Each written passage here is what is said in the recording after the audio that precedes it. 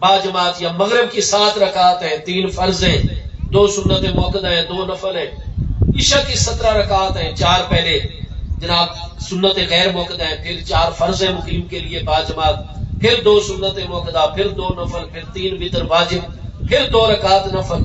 تو یہ مجھے آپ پورے قرآن میں سے کہیں نہیں دکھا سکیں گے کہ استاد جی یہ لکھا ہوا ہے کہ 4 آپ نے فجر میں پڑھنی ہے اور 12 رکعتیں ظہر میں پڑھنی ہے، 8 آپ نے عصر میں پڑھنی ہے، یا 7 مغرب اور 17 عشاء میں پڑھنی ہے.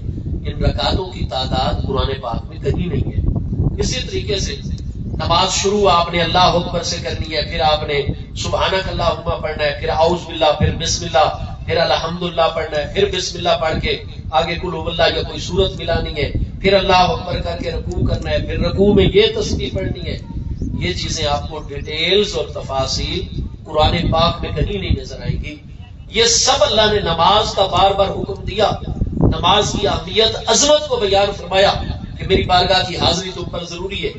لیکن نماز کا کیا طریقہ ہے، ہم نے رکوع میں کیا پڑھنا ہے، سجدے میں کیا پڑھنا ہے، قعدے اور تشہد کیا چیز ہوتے ہیں، یہ سب اللہ پاک نے صاحب قرآن اپنے پیارے محبوب نبی علیہ السلام جو معلم الکتاب ہیں، کتاب کی تعلیم دینے والے ہیں، ان کے ذمہ لگا دیا. چنانچہ صحیح بخاری شریف پہلی جلد صفحہ 102 کتاب الصلاۃ میں صحیح سند کے ساتھ ہمارے پیارے آقا کریم علیہ السلام کا فرمان گرامی آ گیا کہ نماز تم نے پڑھنی ہے، لیکن پڑھنی کیسے ہے، کس کس وقت میں، کس کس طریقے پر، کتنی کتنی رکعات پڑھنی ہے. فرمایا سلو کما رأیتمونی اصلی، جیسے مجھے اللہ کی بارگاہ میں نماز پڑھتے ہوئے دیکھتے ہو تم نے بھی اسی طرح نماز پڑھنی. اور آپ دیکھیے کہ قرآن پاک میں جہاں نماز کا ذکر ہے، اللہ کی بارگاہ کی حاضری، وہیں پر ہی چونکہ اسلام کا یہ اصول ہے کہ قیامت والے دن اللہ پاک اپنے حقوق جس کو چاہے گا اس کو معاف فرما دے گا. کس نے اگر نمازیں نہیں پڑھی ہے، اس میں سستی ہو گئی ہے، روزے رکھنے میں سستی ہو گئی ہے، الغرض جو بھی اللہ تعالیٰ کے مبارک حقوق ہیں، تو اللہ پاک فرماتا ہے مالک یوم الدین، میں قیامت کے دن کا مالک ہوں. مجھ سے کسی نے کوئی سوال کرنا ہے، میری مخلوق ہے، میں ہی ان کا مالک ہوں، میں نے ہی پیدا فرمایا ہے، تو مجھے پورا اختیار ہے، میں چاہوں تو ان سے اپنا حساب لوں، نہ چاہوں تو نہ حساب لوں. تو جس کو وہ کریم چاہے گا قیامت کے دن معاف فرما دے گا. قرآن پاک میں فرمایا گیا ہے ان اللہ لا یغفر ان یشرک بہ ویغفر ما دون ذلک لمن یشاء. میرے پیارے بندو، جنوں انسان شرک سے اپنے آپ کو ہمیشہ بچا کر رکھنا، کفر سے اپنے آپ کو ہمیشہ بچا کر رکھنا. فرمایا شرک اور کفر کی میں ہرگز قیامت کے دن کوئی بخشش نہیں فرماؤں گا. یا اللہ مجھ سے شرک اس لیے ہو گیا، کفر اس لیے ہو گیا، تو مجھے معاف فرمائے. نہیں، میں پہلے سے یہ واضح فرما رہا ہوں اپنی مقدس کتابوں کے اندر کہ شرک اور کفر کی تو میں بالکل ہی کوئی عذر قبول نہیں کروں گا، شرک کفر کو کبھی معاف نہیں فرماؤں گا. وَيَغْفِرُ مَا دُونَ ذَلِكَ لِمَن يَشَاءُ. شرک کفر سے تم بچ گیا نا، باقی جس کے لیے شرک اور کفر سے نیچے جو بھی گناہ ہوگا، جس کے لیے میں چاہوں گا معاف ہوگا. باقی سارے گناہوں کے بخشے جانے کی امید ہے، لیکن شرک اور کفر کے بخشے جانے کی امید نہیں ہے. تو وہ مالک یوم الدین ہے، جس کو چاہے معاف فرما دے، شرک اور کفر کی بخشش نہیں ہوگی. لیکن یاد رکھیے کہ اللہ اپنے حقوق تو جس کو چاہے گا قیامت کے دن معاف فرما دے گا، لیکن بندوں کے حق اس نے نہیں معاف فرمانے. اسلام میں یہ بات بالکل واضح ہے. ہم اگر خدا نہ خواستہ کسی بندے کا دل دکھاتے ہیں، خدا نہ خواستہ کسی بندے کو تکلیف پہنچاتے ہیں، کسی بندے کا حق مار جاتے ہیں، والد کا حق ہم ٹائم پہ ادا نہیں کرتے، امی جان کی خدمت نہیں کرتے، ان کا حق نہیں ادا کرتے، اپنی بیوی کے حقوق ادا نہیں کرتے، بہنوں بھائیوں کے، بچی اور بچیوں کے حقوق ادا نہیں کرتے، تو بندے کا حق اس وقت تک نہیں معاف ہوگا جب تک وہ بندہ صاحب حق خود معاف نہیں. شہید جو ہے تو قرآن پاک فرماتا ہے لا تقولوا لمن يقتل في سبيل الله اموات بل احياء ولكن لا تشعرون. شہید کو مردہ نہیں کہنا، وہ زندہ نہیں، لیکن ان کی زندگی اتنی اعلیٰ ہے کہ تم اس کا شعور ہی نہیں رکھتے ہو، تمہارے شعور سے ہی ماورا ہے. یا اللہ ہمارے سامنے وہ ہمارا بھائی میدان جنگ میں امریکہ کے مقابلے میں، اسرائیل کے مقابلے میں، انڈیا کے مقابلے میں جہاد کرتا ہوا شہید ہوا ہے، اور تیرے ہی حکم پر ہم نے اس کا جنازہ پڑھا کر شہید کو غسل نہیں دیا جاتا، اس کی یونیفارم نہیں اتاری جاتی، اسی خون میں لت پت کپڑوں کے اندر حکم ہے کہ جنازہ پڑھا کر اس کو دفن کر دیا جائے. تو یا اللہ دفن ہم نے کیوں کیا ہے، جنازہ کیوں پڑھا ہے؟ اس لیے کہ تیری بارگاہ نے بھی اس کا اس دنیا سے چلے جانا تو مان لیا ہے، قرار دیا ہے، تبھی تو ہم نے اس کا جنازہ پڑھا ہے، تبھی تو اپنے شہید بھائی عزیز بزرگ کو اپنے ہاتھوں سے قبر میں دفن کیا. اور اس کے بعد اگر وہ میرڈ اور شادی شدہ تھا تو تیرے ہی تو حکم پر عدت 4 مہینے 10 دن گزارنے کے بعد اس کی بیوہ نے چاہا ہے تو آگے شادی کر لی ہے. شہید کی وراثت بھی تقسیم ہو گئی ہے، کیونکہ دنیا سے جانا تو اللہ پاک بھی قرار دے رہا ہے، تب بھی اس کے ہمیں جنازے پڑھانے کا حکم دے رہا ہے، تب بھی شہید کی بیوہ کو 4 مہینے 10 دن عدت گزار کے آگے اگر وہ چاہے تو شادی کرنے کی اجازت دے رہا ہے. شہید کی جتنی بھی پراپرٹی، جائیداد، مال و دولت ترکہ ہے، وہ سارا جائز شرعی ورثہ میں تقسیم کرنے کا حکم دے رہا ہے، کیونکہ شہید فرمایا بے شک یہ ساری چیزیں برحق ہیں، لیکن شہید کو مردہ نہیں کہنا، اس کی زندگی نہایت اعلیٰ ہے، تم اس کا شعور نہیں رکھتے. یا اللہ تو نے ہمیں منع فرما دیا، زبان سے ہم شہید کو مردہ نہیں کہیں گے، لیکن دل میں تو ہے کہ اس کی وراثت تقسیم ہو گئی، بیوی نے آگے نکاح کر لیا، یہ جنازہ ہو گیا، سارے معاملات تدفین کے ہو گئے. زبان سے نہیں کہتے لیکن دل میں تو خیال آئے گا. اللہ پاک نے اس پر اور آیت بینہ نازل فرمائی، فرمایا لا تحسبن الذین قتلوا فی سبیل اللہ امواتا بل احیاء عند ربہم یرزقون. خبردار، جیسے زبان سے شہید کو مردہ کہنے کی اجازت نہیں، لا تحسبن، اپنے دل میں کبھی خیال ہی نہ پیدا ہونے دینا کہ شہید مردہ ہے، بل احیاء، بلکہ وہ زندہ ہے، عند ربہم یرزقون.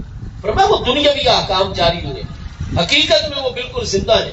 تو شہید کا اتنا مقام ہے کہ جب اعلائے کلمات اللہ، اللہ کے کلمہ کو بلند کرنے کے لیے، اپنے دین اسلام کی حفاظت کے لیے، اپنے وطن عزیز پیارے وطن پاکستان اور عالم اسلام کی حفاظت کے لیے، یا دنیا جان میں کہیں کفار بھی موجود ہو، منکرین خدا موجود ہو، اسلام کو نہ مانتے ہو، ہمارے مذہب عقیدے پر نہ ہو، لیکن بیچارے مظلوم ہو اور ظالم قوتیں انہیں دبا رہی ہوں، ان کے معاشی حقوق، سماجی حقوق سلب کر رہی ہوں، تو مسلمان ریاست کو حکم ہوتا ہے اگر اس کے پاس پاور ہے ان غریب غیر مسلم مظلوموں کی مدد کریں گے اور اس کے لیے جہاد اسلامی ریاست کرے گی.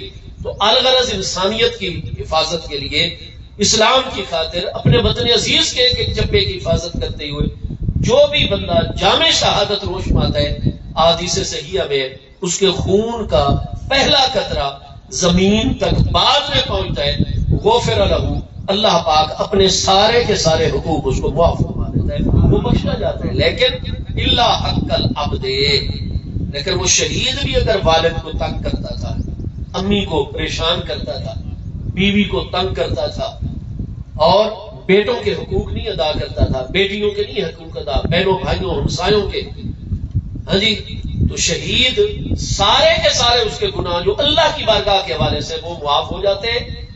لیکن محبوب نے فرمایا علت دین، بخاری میں مسلم میں، قرض نہیں معاف ہوگا. کیوں؟ قرض بندے کا حق ہے. اس لیے فرمایا شہید جب قیامت کے دن آئے گا میزان پر اپنی باری پر اس کا بڑا اعزاز ہوگا، بڑی رسپیکٹ، بڑی عزت اس کی، لیکن اللہ پاک فرمائے گا تمہیں یاد ہے میرے فلاں بندے تھے، تم نے قرضہ لیا تھا ضرورت کے وقت، پھر اس کو تو نے نہیں لوٹایا، نہ تو نے وصیت کہیں لکھ کر رکھی ہوئی تھی بھائی میں نے فلاں کا دینا ہے اور یہ اس کو میری شہادت یا وصال کے بعد، نہ تم نے وصیت کی، نہ تم نے قرضہ ادا کیا، اور جامع شہادت روش پا گئے، تو تم مغفرت یافتہ ہے، جنت میں وہ فلاں اعلیٰ مقام ہے تیرا. لیکن بندے کا حق میں نے نہیں معاف کرنا. وہ اس کے جتنے بھی پیسے تھے اس کی گٹھڑی بنا کر، یہ صحیح حدیث ہے ہمارے آقا کریم علیہ السلام کا فرمان، اور آپ مختلف موقعوں پر اپنے پیارے اہل بیت اطہار رضوان اللہ تعالی علیہ مجمعین کے نورانی محافل کے اندر، اور پیارے صحابہ کرام مہاجرین و انصار رضوان اللہ تعالی علیہ مجمعین کے مقدس محافل کے اندر محبوب علیہ السلام بار بار ان مضامین کو ارشاد فرمایا کرتے تھے، تربیت فرماتے تھے اپنے پیارے غلاموں کی. محبوب کریم علیہ السلام نے فرمایا، اللہ پاک فرمائے گا میرے شہید بندے تو بہت عزت والا ہے، بہت مقام والا ہے، تو نے اپنی جان کا نذرانہ بچوں کی پرواہ نہیں کی، کسی اور اپنی جان قربان کر دی، تو میری بارگاہ میں تو شکور ذات ہوں، قدردان ذات مبارکات ہوں، لیکن میرے بندے کو تکلیف ہوئی، تو نے اس کا حق نہیں دیا، قرضہ کھا کر تو آ گیا میری بارگاہ میں، اب جہنم کے فلاں طبقے کے اندر وہ پیسے ہم نے گٹھڑی میں رکھ دیے، ادھر داخل ہو جاؤ جہنم میں، اور رستے میں جتنی آگ ہے، جتنے عذاب ہیں، ان سب کا سامنا کرنا پڑے گا، برداشت کرنے پڑیں گے۔ جس طرح بھی بن پائے اس گٹھڑی تک پہنچو، اس کو اٹھا کر لے کر آؤ اور میزان پر ادھر اس بندے کا حق جمع کروا دو۔ اس کے بعد ملائکہ رضوان علیہ السلام کے تمہیں سپرد کریں گے، وہ تمہیں جنت میں لے جائیں گے۔ یہ بار بار حدیث پاک کی کتابوں میں۔ تو نتیجہ کیا نکلا؟ بندے کا حق معاف نہیں ہوگا، اللہ پاک جس کو چاہے گا قیامت والے دن اپنا حق معاف فرما دے گا۔ اور اللہ کے حقوق میں سے نماز اتنی اہمیت والی چیز ہے، 250 مرتبہ مختلف حوالوں سے، مختلف اسلوب بیان، مختلف طریقوں سے اللہ پاک نے نماز کا ذکر فرمایا ہے۔ اور جہاں بھی آپ کو قرآن پاک میں نماز کا ذکر ملے گا، ساتھ ہی مالی عبادت زکوٰۃ کا ذکر بھی ساتھ ملے گا۔ اسلام کے اندر کیپیٹلزم یا سرمایہ دارانہ نظام کا تصور نہیں ہے۔ اسلام میں نجی ملکیت بھی بالکل تسلیم کی گئی ہے۔ جب ایک انسان خون پسینے سے کمائی کرتا ہے تو جو وہ کماتا ہے اسلام کہتا ہے بالکل اس کی نجی ملکیت میں، اور ریاست کو یہ حق نہیں ہے کہ اس میں انٹرفیئر کرے۔ ہاں زکوٰۃ اس کے اوپر لازم آ جائے گی، نجی ملکیت وہ بھی ایک حد تک۔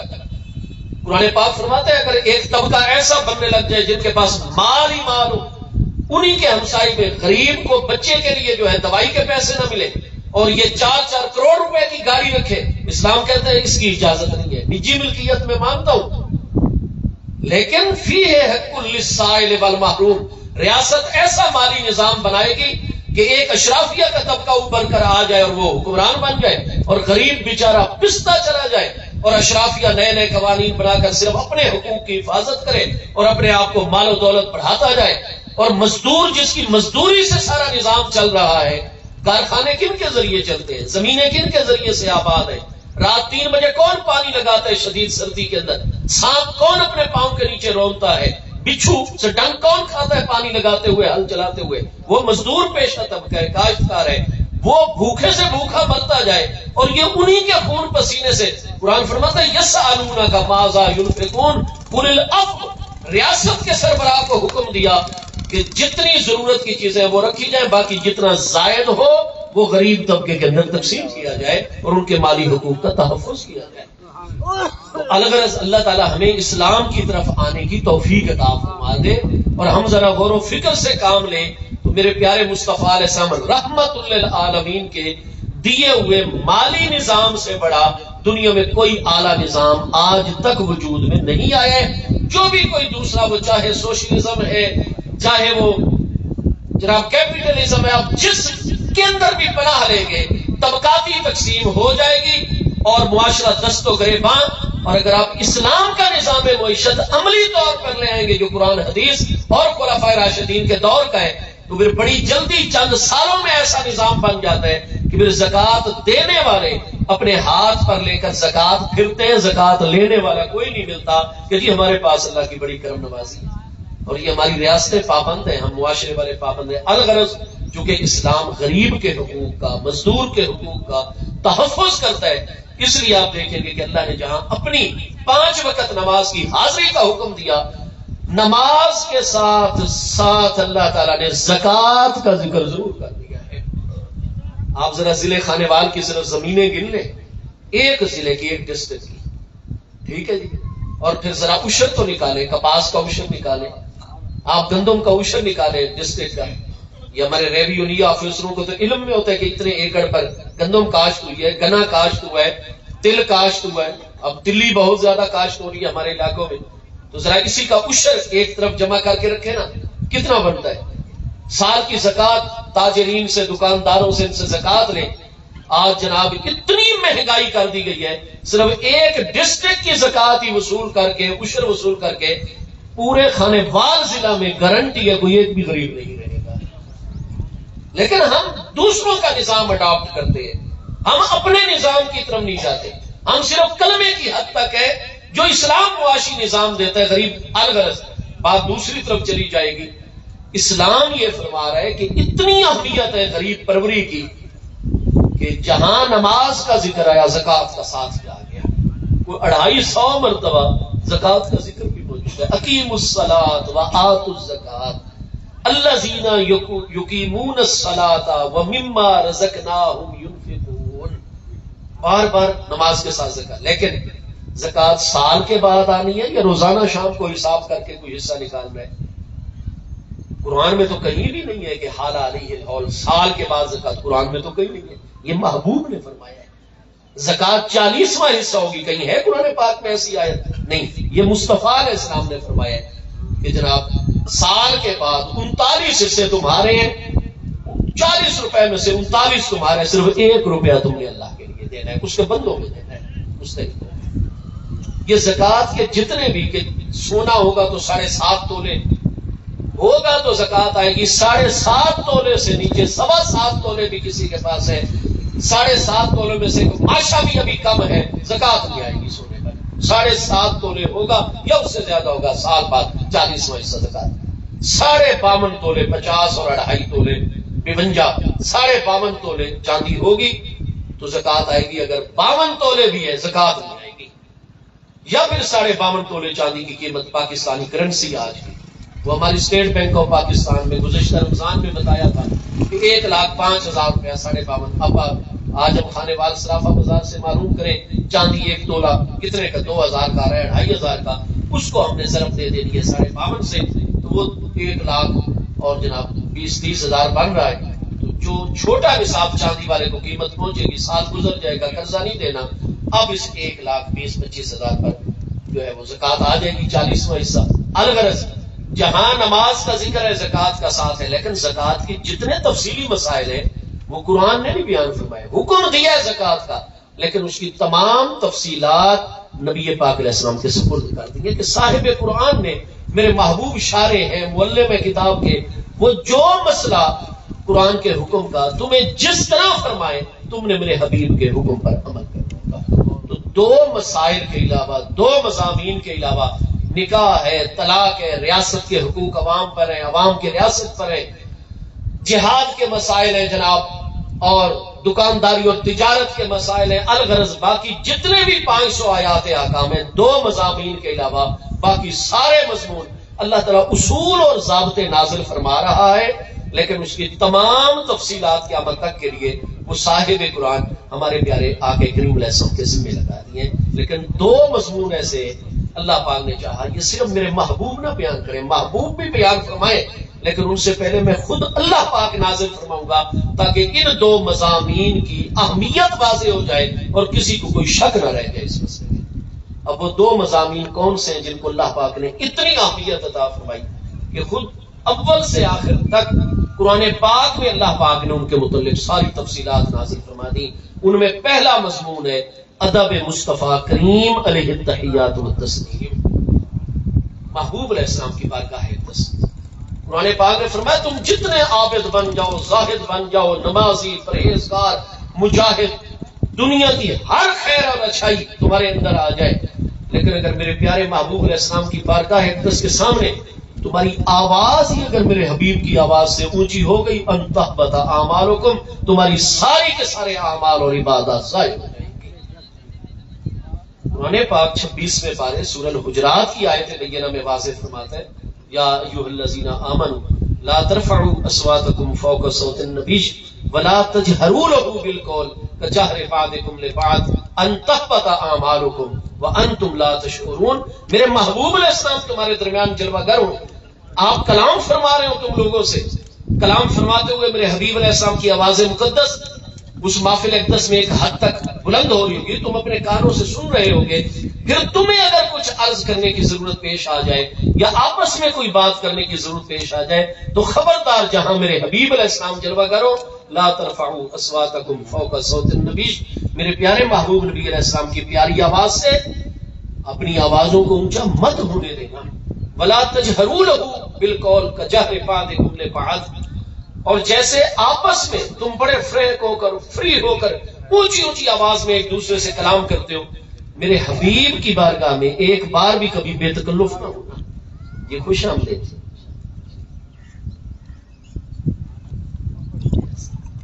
ماشاءاللہ. میرے پیارے محبوب کریم علیہ السلام کی بارگاہ اقدس میں اپنی آواز نہ اونچے ہو. فرمایا اگر ایک مرتبہ تم سے بے احتیاطی ہو گئی اور میرے پیارے محبوب علیہ السلام کی موجودگی میں آپ کی مقدس آواز پر تمہاری آواز اونچی ہو گئی، ان تحبط اعمالکم، تمہاری زندگی کے تمام اعمال ضائع ہو جائیں گے۔ جتنی نمازیں، جتنے روزے، جتنے حج ہیں، جتنے عمریں، زکوٰۃ کی ادائیگی ہے، جہاد ہے، قربانیاں ہیں، جتنے تمہارے اعمال اور عبادات ہیں وہ سب ضائع ہو گئے۔ قرآن پاک فرماتے ہیں تمہاری عبادات اور تمام نیک اعمال مجھے اللہ تعالیٰ کی بارگاہ میں قبول اس وقت تک ہے جب تک تمہارے اندر ادب مصطفیٰ کریم علیہ السلام ہے۔ محبوب علیہ السلام کا نام مقدس لینا ہے تو کس انداز سے لینا ہے؟ اور میں میرے حبیب کو باقی دنیا کے بادشاہوں کی طرح نہیں ہے کہ جیسے چاہا نام لے دیا۔ لا تجعلوا دعاء الرسول، میرے محبوب کا نام مقدس ایسے عام طریقے پر نہیں، پورے پروٹوکول کے ساتھ، پورے آداب کے ساتھ محبوب کی بارگاہ میں حاضری دینی ہے۔ کس طریقے سے دینی ہے؟ جب تک محبوب جلوہ گر ہوں کس طریقے سے بیٹھنا ہے؟ الغرض آپ دیکھیں گے کہ اول سے لے کر آخر تک نبی پاک علیہ السلام کا نام مقدس کیسے لینا ہے، آپ کی بارگاہ اقدس میں حاضری کیسے دینی ہے، آپ کی نسبتوں کا احترام کیسے کرنا ہے، آپ قرآن پاک پڑھتے چلے جائیں، جگہ جگہ آپ کو آیات بینات میں اول سے آخر تک ایک بارگاہ محبوب کریم علیہ السلام کی بارگاہ اقدس ہے کہ ایک ایک چیز اللہ پاک نے، بظاہر یہ کتنی چھوٹی سی بات لگتی ہے، محبوب علیہ السلام دعوت فرماتے ہیں، عشاء کے بعد کھانا دسترخوان میں آنے میں تھوڑی سی تاخیر ہو جاتی ہے اور محبوب علیہ السلام کے مقدس برتن، آپ کے پیالے مبارک، پلیٹیں مبارک وہ چن دی گئی ہیں، لیکن وہ پلیٹیں عام پلیٹیں نہیں، وہ پیالے عام پیالے نہیں، وہ مصطفیٰ کریم علیہ السلام کے گھر مبارک کے برتن ہیں، وہ چن دیے گئے ہیں، لیکن کھانا پکنے میں تھوڑی سی تاخیر ہو گئی ہے۔ پیارے صحابہ کرام جو تو تربیت یافتہ ہیں وہ تو مجسمہ ادب و نیاز بن کے بیٹھے ہوئے ہیں، حضرت ابوبکر صدیق جیسی ہستیاں، حضور مولا کائنات جیسی ہستیاں، لیکن جو ایک دو دن پہلے مختلف قبیلوں علاقوں سے آ کر انہوں نے کلمہ پڑھا ہے وہ تو ابھی تربیت کے پروسیس اور مرحلے میں سے گزر رہے ہیں۔ ان میں سے ایک دو ہستیاں نئی ایسی تھیں جو بار بار برتنوں کو دیکھ رہے تھے۔ اللہ پاک نے اگلے دن 22ویں پارے سورہ احزاب کی آیت نمبر 52 آیت مبارکہ نازل فرما دی، فرمایا آئندہ جب میرے حبیب بلائیں تم اینڈ ٹائم پر جاؤ اور غیر ناظرین اناہ ہو، رات جو تم میں سے کچھ حضرات میرے محبوب کے برتنوں کی طرف بار بار دیکھ رہے تھے، فرمایا یہ بار بار کسی چیز کی طرف نگاہ اٹھا کر دیکھنا یہ بے تکلفی کی علامت ہوتی ہے۔ محبوب کے برتنوں کو ایک مرتبہ دیکھا ہے تمہیں ان کے سامنے سراپا ادب و نیاز ہو جانا چاہیے۔ آئندہ جب جاؤ اور محبوب کے برتن مبارک رکھے ہوئے غیر ناظرین اناہ ہو، میرے محبوب کے برتنوں کی طرف بھی بار بار نگاہ اٹھا کر نہ دیکھنا۔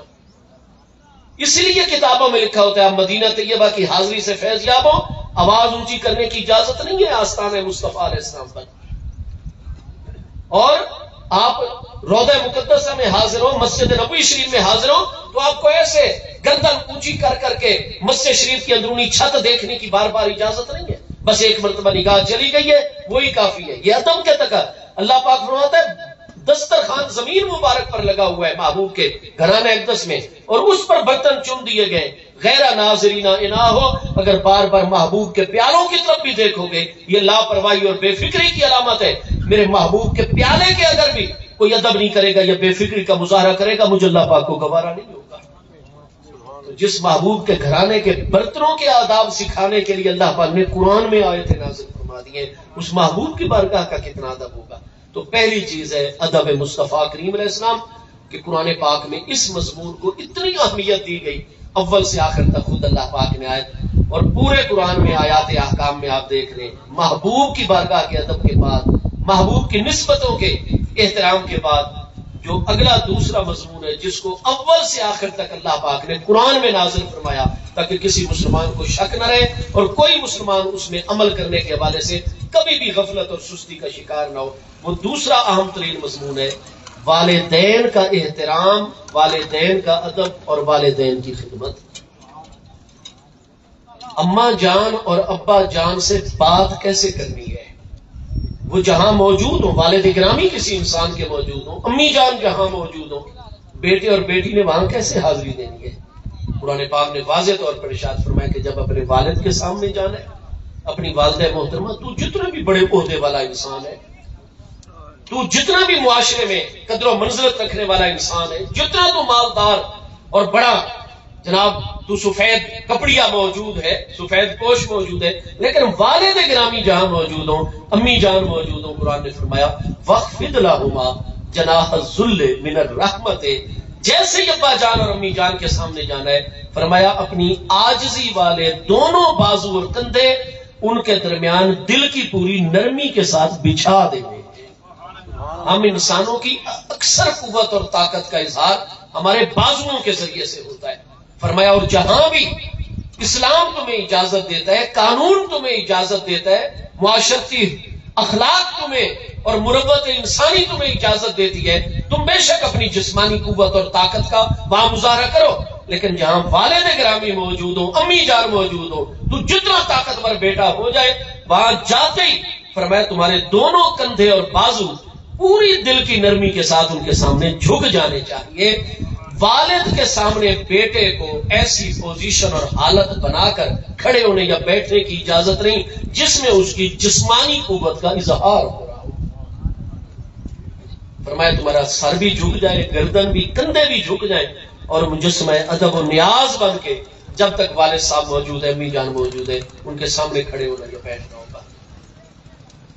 اللہ پاک نے اپنی بارگاہ میں ایک موقع پر ہمیں اکڑنے کی اجازت دے دی۔ اللہ پاک کو بالکل پسند نہیں کہ کوئی اس کی زمین پر اکڑے، زمین کوئی بندوں کی ملکیت ہے۔ فرمایا للہ میراث السماوات والارض، انہوں نے پاک نے فرمایا کہ اللہ کی ملک ہے سارے آسمان اور ساری زمین۔ فرمایا کیا چیز ہے تمہاری ذاتی؟ تم کو پیدا ہونے سے پہلے تم نے کوئی ایسے اعمال کیے یا اپنے نام یہ چیزیں الاٹ کروا لی تھی جو تمہیں مل گئی ہیں پیدا ہونے کے بعد؟ اور جو محروم ہیں ان چیزوں سے انہوں نے پیدا ہونے سے پہلے کوئی گناہ نہیں کیا تھا میری بارگاہ میں۔ فرمایا تم میری زمین کے اوپر میرا ہی سب کچھ کہا کر میری مخلوق ہو کر اکڑ کے چلو۔ اللہ پاک نے فرمایا لا تمشی فی الارض مرحا، زمین میں اکڑ کر مت چلو، انہوں نے پاک نے ارشاد فرمایا۔ فرمایا کبریائی میری چادر ہے، میں سب سے بڑا ہوں، اللہ اکبر۔ جب کوئی تکبر کا مظاہرہ کرتا ہے، غرور کا مظاہرہ کرتا ہے، وہ اللہ پاک کی کبریائی کو عملی طور پر چیلنج کر رہا ہوتا ہے۔ اس لیے اللہ تبارک و تعالیٰ یہ چیز گوارا نہیں فرماتا۔ جبارین کی گردنیں مروڑ دی جاتی ہیں، پھر ان کے مرنے سے پہلے خدائی کے دعوے کرنے والے فرعون پھر ڈبکیاں کھا رہے ہوتے ہیں اور اس وقت کہہ رہے ہوتے ہیں آمنا برب العالمین رب موسیٰ و ہارون، میں رب العالمین پر ایمان لایا، موسیٰ اور ہارون علیہ السلام کے رب۔ لیکن اللہ فرماتا ہے اس وقت کا ایمان اب تیری گردن دبوچ دی گئی ہے، نزع کا عالم طاری ہو گئے، اب توبہ قبول نہیں ہے۔ اس سے پہلے تیری توبہ قبول ہوتی، لیکن تجھے تو موسیٰ علیہ السلام نے سمجھایا، ہارون علیہ السلام نے سمجھایا، تو اثر ہی نہیں لیتا تھا۔ تو الغرض تکبر اللہ کو پسند نہیں، پر میں میری زمین میں مت اکڑ کر چلوں۔ اور جو گناہ باقی زمین پر گناہ ہے جب وہ حرم شریف کی حدود میں کیا جائے 1,00,000 گناہ، اس گناہ کا وبال اور سختی بڑھ جاتی ہے۔ جیسے باقی جگہ بھی نیکی اللہ تعالیٰ اجر عطا فرماتا ہے، لیکن حدود حرم میں وہی نیکی کی جائے، نماز پڑھی جائے، روزہ رکھا جائے، اللہ کا ذکر کیا جائے، محبوب پر درود پاک، استغفار، انسانوں کی خدمت کی جائے، حرم شریف کی حدود میں ہر نیکی کا ثواب 1,00,000 گنا بڑھ جاتا ہے۔ اور جو گناہ حرم کی حدود کے باہر گناہ ہے وہ اگر حدود حرم شریف میں کریں گے تو 1,00,000 گنا اس کا گناہ بھی زیادہ بڑھ جائے گا، وبال بھی زیادہ بڑھ جائے گا۔ تو جب پاکستان میں اکڑ کر چلنے کی اجازت نہیں ہے، تکبر غرور کرنے کی اجازت نہیں، تو کوئی بندہ صرف حدود حرم نہیں، عین مطاف شریف مسجد حرام شریف کے سر میں اللہ کے گھر کے سامنے خانہ کعبہ شریف کے سامنے ایسے اکڑ کر چل رہا ہو، اللہ تعالیٰ کو گوارا ہو سکتا ہے؟ نہیں ہو سکتا۔ تو پہلے رمل نہیں تھا طواف کے اندر، آدم علیہ السلام کے زمانے سے طواف کعبہ ہو رہا ہے۔ قرآن پاک فرماتا ہے انا اول بیت وضع للناس للذی ببکۃ مبارکا وہدی للعالمین۔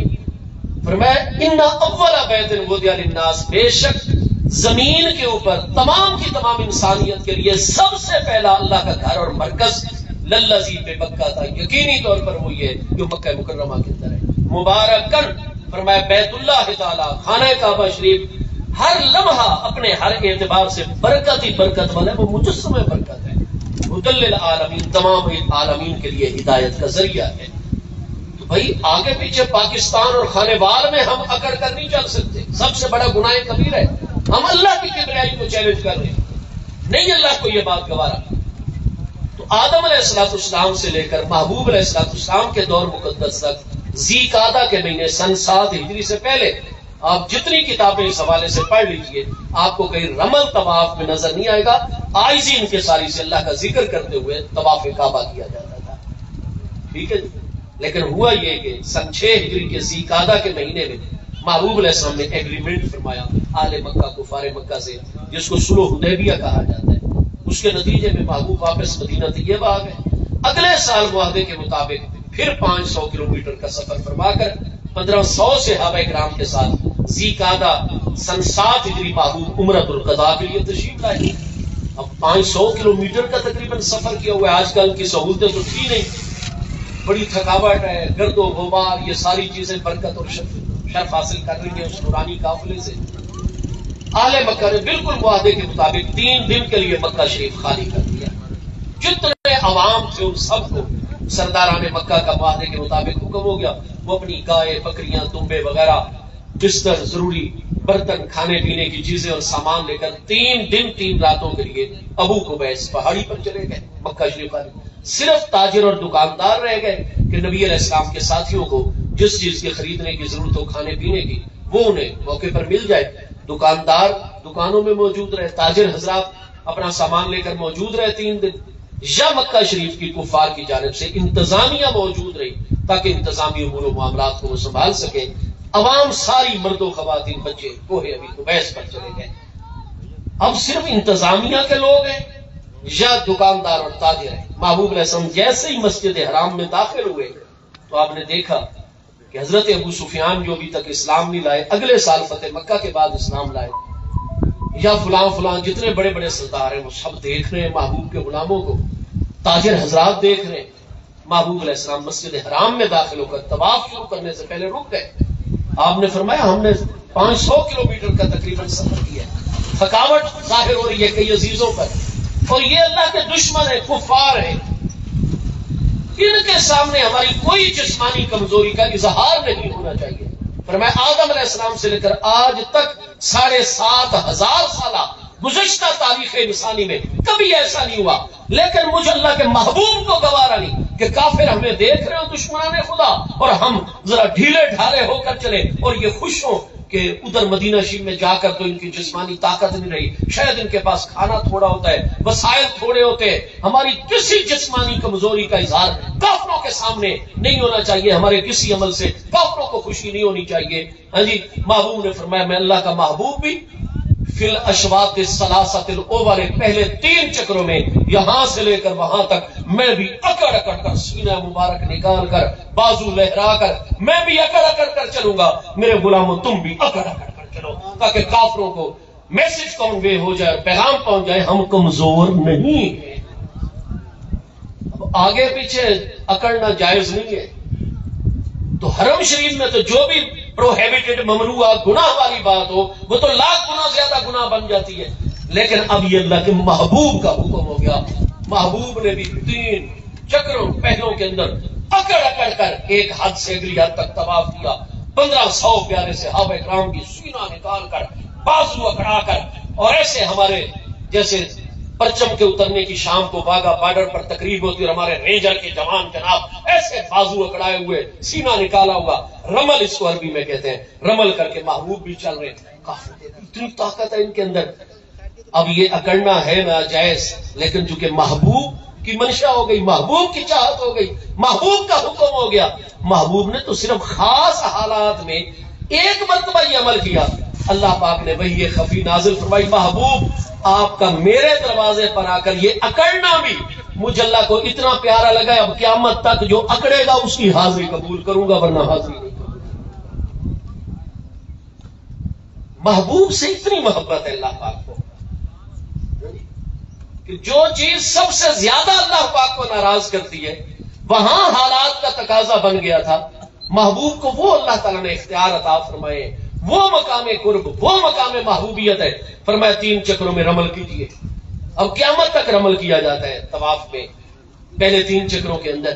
فرمایا میرے گھر میں آ کر تمہیں اکڑنے کی اجازت ہے کیونکہ میرے محبوب نے ایسا کیا اور مجھے پسند اتنا آیا کہ میں اللہ نے حکم قیامت تک جاری کر دیا. جیسے میرے محبوب نے کیا تم کرو. تمہارا یہ اکڑنا بھی یہاں آ کر عبادت کا حصہ بن گیا. لیکن فرمایا میری بارگاہ میں اکڑ سکتے ہو یہاں کیونکہ میرے حبیب نے یہ راستہ بنایا. لیکن والد گرامی اور والدہ محترمہ کے آگے جانا ہے. وخفض لہما جناح الذل من الرحمت، اپنی امی جان کے آگے، ابا جان کے آگے عاجزی والے بازو ہمیشہ بچھا دینے. اس کا مطلب یہ ہے کہ والد صاحب کے سامنے ایسا انداز اپنا کر بیٹھنا، یہ کھڑے ہونا کہ جس میں ان کو یہ پیغام پہنچ رہا ہو کہ جناب آپ تو اب بزرگ ہو رہے، روز بروز آپ کے کندھے، آپ کے اعصاب، آپ کے پٹھے کمزوری کی طرف جا رہے، ہم جوانی کی طرف آ رہے. اگر آپ ہمارا فلاں مشورہ نہیں مانیں گے، ہمارا فلاں مطالبہ نہیں پورا کریں گے تو پھر ہم اپنی طاقت کا اظہار نہیں، نہ بیٹی کے لیے جائز ہے نہ بیٹے کے لیے کہ ایسی پوزیشن. فرمایا والدین کی بارگاہ میں بیٹھنے کے، کھڑے ہونے کے، حاضری کے آداب کیا ہیں اللہ پاک نے آیت نازل فرمائی. قرآن پاک میں اللہ پاک کا فرمان ہے لا تقل لہما اف. والد گرامی کی بات جتنی غلط ہو، آج تو تھوڑا سا مسئلہ آتا ہے کسی پر تو ہم تو والد صاحب کو چیلنج کر دیتے ہیں، امی جان سے بحث مباحثے شروع کر دیتے ہیں.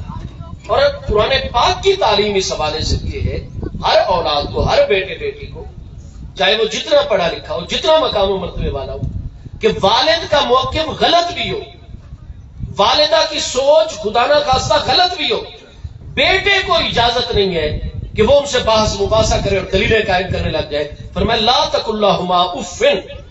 اف بھی کبھی نہ کہنا اپنے والد کے آگے، اپنی امی کے آگے. اللہ پاک نے فرمایا تم مومنین کے لیے یہ حرام ہے، گناہ کبیرہ ہے. فرمایا یہ مومن کا طریقہ نہیں، مسلمان کا طریقہ نہیں کہ والد کے آگے کہے اف یا امی کے آگے کہے اف. اف کیا چیز ہے؟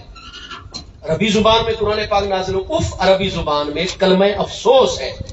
والد گرامی جتنی بڑی غلطی کر دیں، جتنا غلط اقدام اٹھا دیں، امی جان سے خدا نہ خواستہ بتقاضۂ بشری کوئی ایسی بشری کمزوری ظاہر ہو جائے، کوئی ان کا موقف غلط ہو جائے، بیٹے اور بیٹی کو اجازت نہیں کہ یوں کہے ابا جان مجھے آپ پہ افسوس ہوا ہے. یہ کہنے کی اجازت نہیں، یہ گناہ کبیرہ ہے. بڑے مسکراتے ہوئے، بڑے ریلیکس انداز میں، بڑی دھیمی آواز میں، شائستہ اور شستہ طریقے سے مسکراتے مسکرا کے ہی کہہ دیا جائے ابا جان ویسے آپ کی یہ شایان شان نہیں تھا، مجھے افسوس ہوا ہے آپ کے اس طرز عمل پر.